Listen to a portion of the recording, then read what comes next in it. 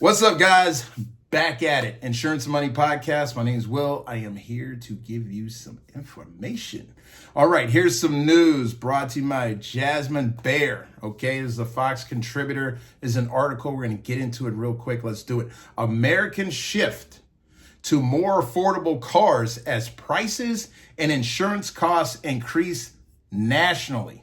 A growing number of affordable cars are hitting the American market, with the average car cost in the U.S. feeling seemingly out of reach for most consumers as inflation remains stubborn. The average pre-2020 car sold in America for around 20% less than the current 2024 average of $47,000. You guys hear that? $47,000 for an average car. That's average price, right?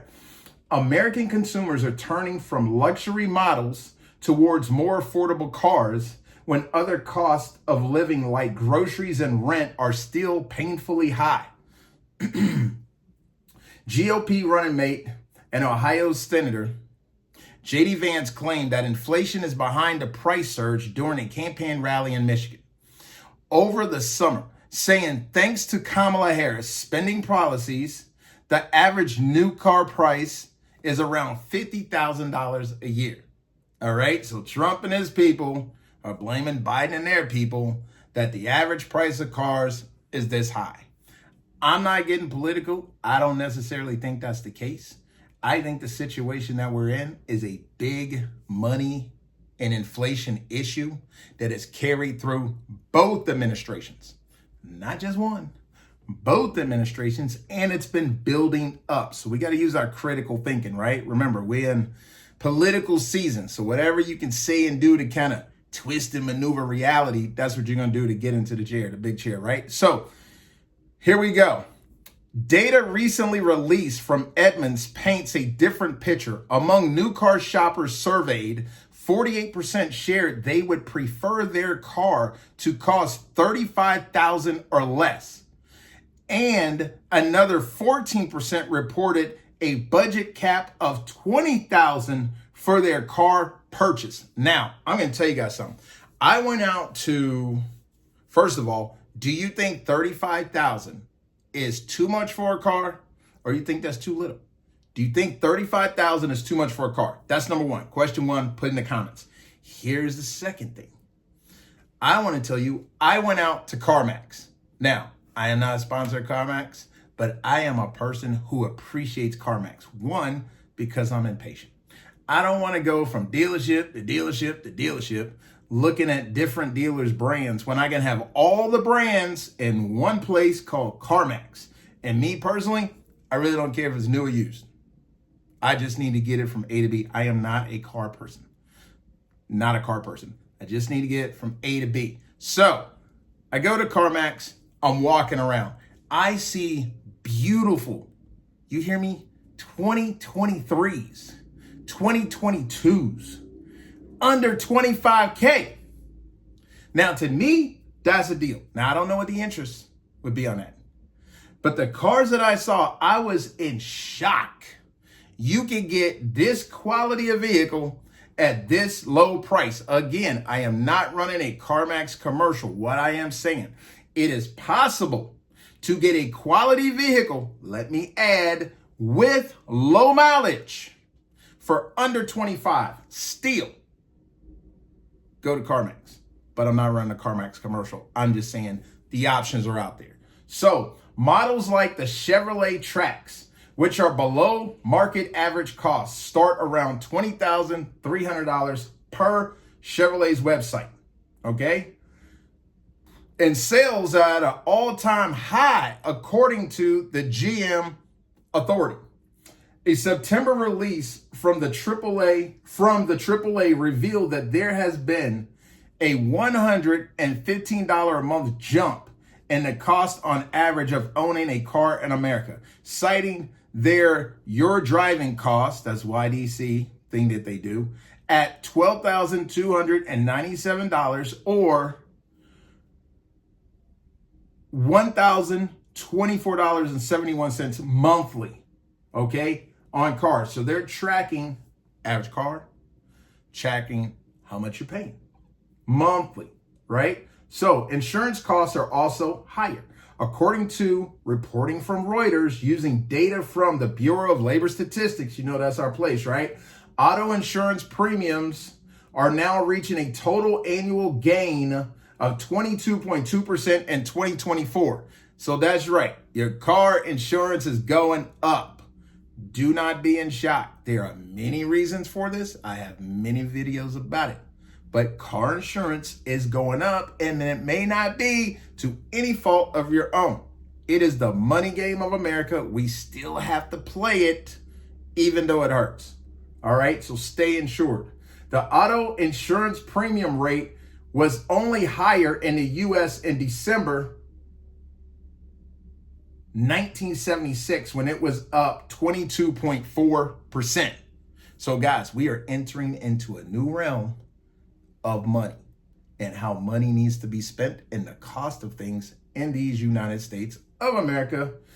Auto insurance rates grew 50% from the beginning of 2021 when inflation took off under the Biden administration. Not being political. We're hearing from a number of shoppers that they're declining to buy a car or returning one, which is crazy. Don't do that. You want to really F up your credit, send the car back. Don't do that.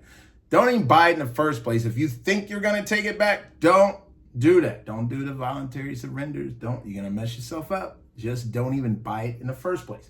Let's run that back. All right. So auto insurance rates grew 50% from the beginning of 2021 when inflation took off under the Biden administration. We're hearing from a number of shoppers that they're declining to buy a car or returning one because they can't afford a car, but not the insurance for it. So people are buying the cars, but they can't afford the cost of keeping the car. You guys ever hear that expression? Don't own a boat, but have friends who own a boat. I used to want a boat. When I came out of the Army, I thought I was going to move down to like Miami or somewhere in South Florida. I was going to buy me a boat, have a bed and a refrigerator full of beer, and just sit there and drink forever. Me and the boat. Okay? But on further investigation, I did not realize you actually have to pay dock rent, boat slip rent, pay to have the boat cleaned, the bottom of the boat, all this stuff that goes into having a boat. So I said, I need friends with a boat because I'm not paying all this money to have a boat. And this is what people are saying.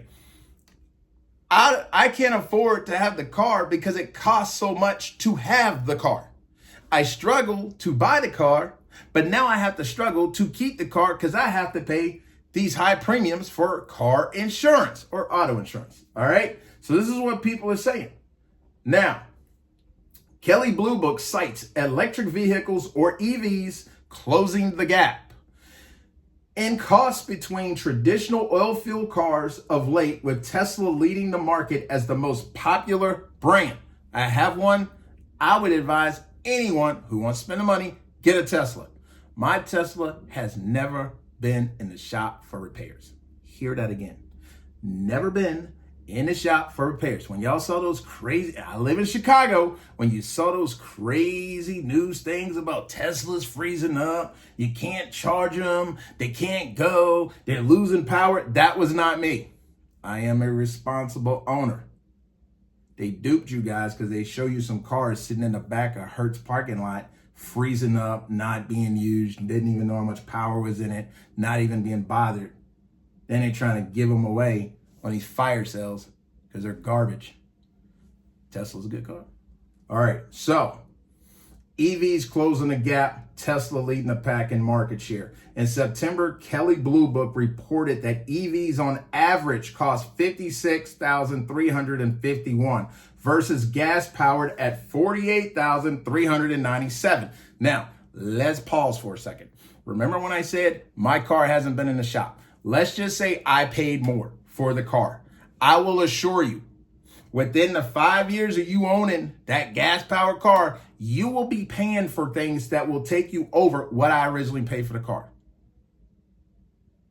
All I need is Wi-Fi, download new software, got a new car. The only thing I have replaced in my Tesla are tires. That's it. And I run through construction areas and different stuff, but tires, that's it. Not transmissions, alternators, all this other crazy stuff. None of that. I am not trying to be political and I'm not trying to be crazy, but I am telling you guys one thing. Number one, I don't like cars. Number two, I don't like going to gas stations. Nope.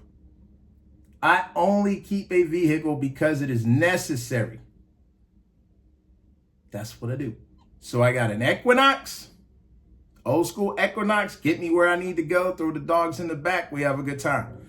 Then I had, and I mean dogs, not my boys, but I'm talking about my little puppies for real, my dogs. All right, then I have the Tesla, no problems, get me where I want to go. I feel like growing is sexy, reminds me that I worked hard and all that crazy stuff.